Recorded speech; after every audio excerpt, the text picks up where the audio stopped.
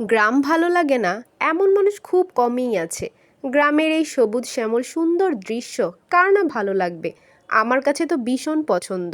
আমি যখন সময় পাই তখনই গ্রামে ছুটে চলে যাই। তবে আমরা কখনোই শীতের বেলা গ্রামে যাইনি, তাই এইবার ভাবলাম শীতের বেলা গ্রামে কাটাবো। কারণ গ্রামে শীতটা খুবই মজা হয়। কাঁচা খেজুরের রস, সরিষা ফুল আর নানান রকম টাটকা শাকসবজি মজাই আলাদা। কিন্তু যেমন ভেবেছি তেমন হয়নি।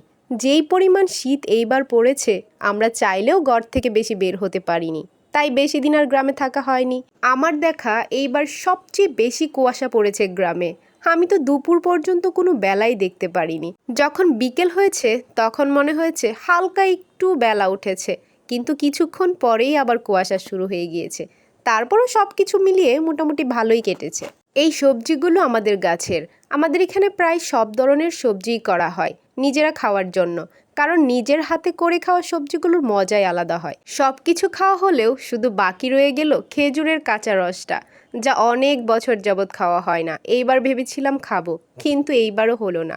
কারণ প্রচণ্ড শীতের কারণে কোনো গাছেই হাঁড়ি দেওয়া হয়নি।